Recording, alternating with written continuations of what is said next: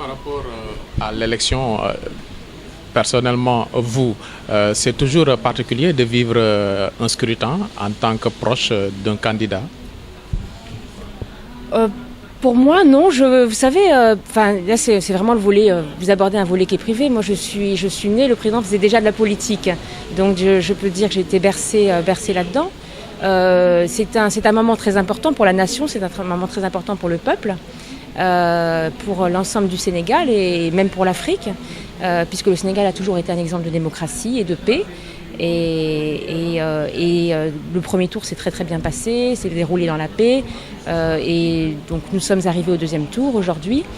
Et voilà, je suis une militante de la paix, que ce soit dans tous les domaines. Je le disais tout à l'heure à certains de vos confrères, que j'utilise souvent l'exemple du sport et des valeurs du sport qui peuvent quelque part s'appliquer à la vie en règle générale et à la politique, qui est que d'abord de respecter son adversaire, de dire que quand on est adversaire sur le terrain, ça ne veut pas dire qu'on est ennemi.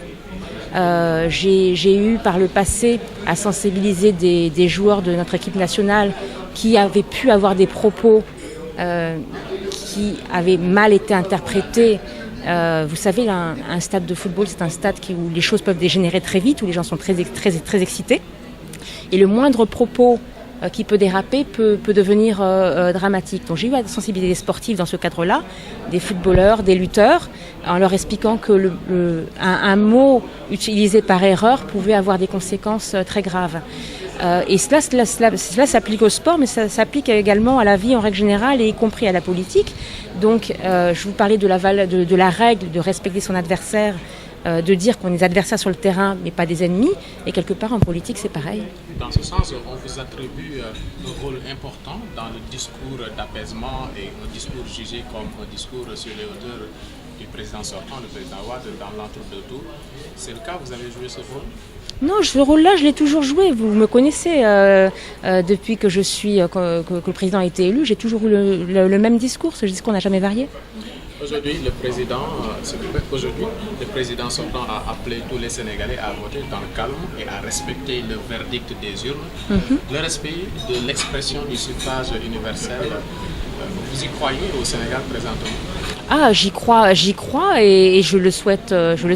Je pense que nos hommes politiques sont suffisamment mûrs, en tout cas je l'espère, pour respecter justement le verdict des urnes. Une question, en cas de défaite aujourd'hui, quelle serait l'attitude de Sidiki Wade? À votre avis? Je vous retourne la question. En cas de victoire?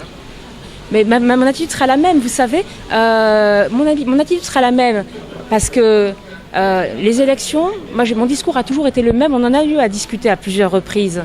Le Sénégal est une démocratie. Je veux dire, le peuple choisit, le peuple va choisir son candidat, et les candidats devront respecter ce choix.